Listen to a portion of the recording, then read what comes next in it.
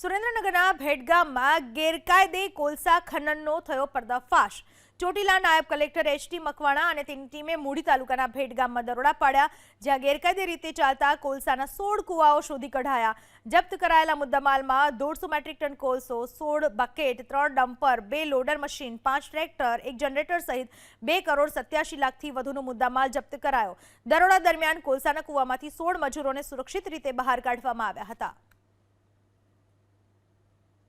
ગામની અંદર સીમ વિસ્તારની અંદર સરકારી સર્વે નંબર 35 વાળી જમીનની અંદર એ તદ્દન ગેરકાયદેસર કાર્બોસેલ એટલે કે કોલસાનું ખનન પ્રવૃત્તિ ચાલી રહી હતી। ત્યાં આકસ્મિક રીતે દરોડા પાડવામાં આવેલા હતા અને આ દરોડા દરમિયાન જે સ્થળ ઉપરથી મુદ્દામાલ કબજે કરવામાં આવેલ છે, જેમાં 5 tractor, 2 loader machine, 3 dumper, 16 bucket, 15 ચરખા, 150 ટન કોલસો, 5 બાઇક, 2 કમ્પ્રેશન મશીન, 1 જનરેટર, આમ કુલ 16 કુવાઓ છે ચાલુ હાલતની અંદર ઝડપી પાડવામાં આવેલા છે અને સાથે સાથે 2,87 લાખ રૂપિયાનો મુદ્દામાલ છે એ જપ્ત કરી અને હાલ મામલાદાર કચેરી ચોટીલા ખાતે ખસેડવામાં આવેલ છે।